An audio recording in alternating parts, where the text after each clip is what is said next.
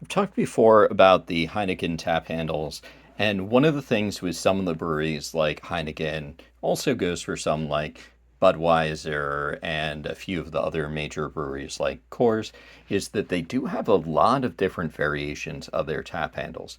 This one is one that I think is super cool.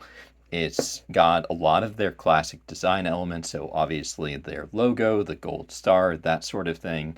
But it also is a little bit of an unusual style of stuff that you don't see that much in the US, or at least not with modern tap handles. Obviously, this is an older tap handle.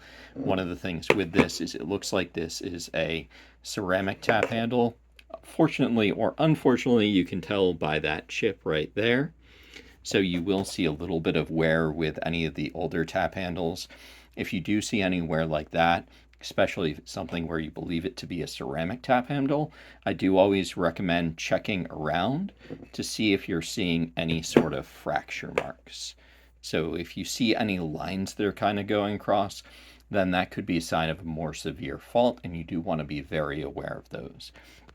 Another thing that I think is super cool about it is this element up at the top. I've mentioned in a couple of other tap handle videos some of those top elements. Sometimes it'll be a totally separate element, so something that you can actually unscrew.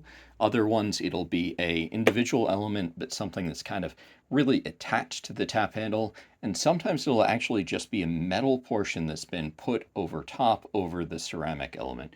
This one, it looks like it's a separate element that is attached there, but it's still pretty cool. This is the opposite side here, so you'll see. Oh, this is the opposite side, so you'll see that you've got the Heineken label here, but you've got that iconic red star on the green background over on this side, and then you do have the ferrule down here.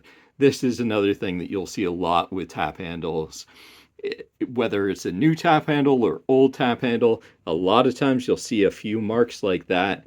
That is very common. And if you've ever worked at a bar and had somebody who attached a tap handle a little bit too firmly, you'll know exactly what that is. That's somebody using a wrench to get that unattached, to get that detached from the actual tap faucet. So, cool example of a Heineken tap handle.